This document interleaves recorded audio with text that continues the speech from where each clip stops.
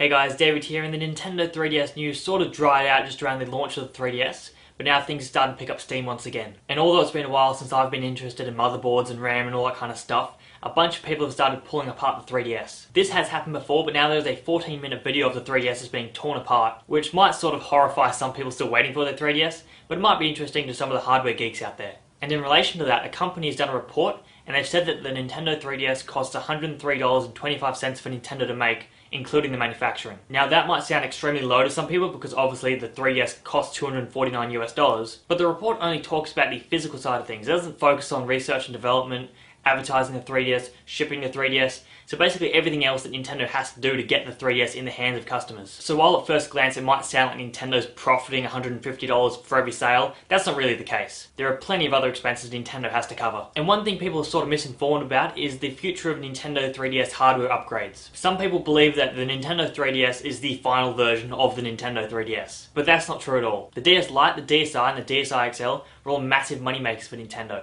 and they're not just going to cut off an entire revenue stream. Nintendo has said that there won't be a Nintendo 3DS Lite in the near future, but that doesn't mean much at all. The Nintendo 3DS is essentially a Nintendo 3DS Lite. All Nintendo is implying is that the first hardware upgrade won't be focusing on making the 3DS smaller. And when Reggie, the president of Nintendo of America, was asked about the 3DS being redesigned, he basically gave some vague response saying that the current form of the 3DS will be their focus over the holidays. Which doesn't mean too much, but I'd be very surprised if there wasn't a new version of the 3DS in maybe 2.5 years. And one game plenty of people are excited for is Cave Story 3D. We knew the game was coming this summer, but now we have an exact release date, and that release date is June 28th. We've still seen very little of the game, which is pretty surprising, but I imagine more stuff will be shown off at E3. Although June in general is going to be a pretty competitive month for the 3DS, seeing as there's Resident Evil: The Mercenaries, Ocarina of Time 3D, and now Cave Story 3D. And I'm sure there's a bunch of other titles I've forgotten about that are coming out in June. And while we haven't got any specific numbers just yet, Nintendo has said that the day one sales of the Nintendo 3DS were better than the day one sales for any other Nintendo handheld. This doesn't mean a whole lot because the natural growth of the market could just account for this. Like if the gaming market, for instance, had grown 10% over the last few years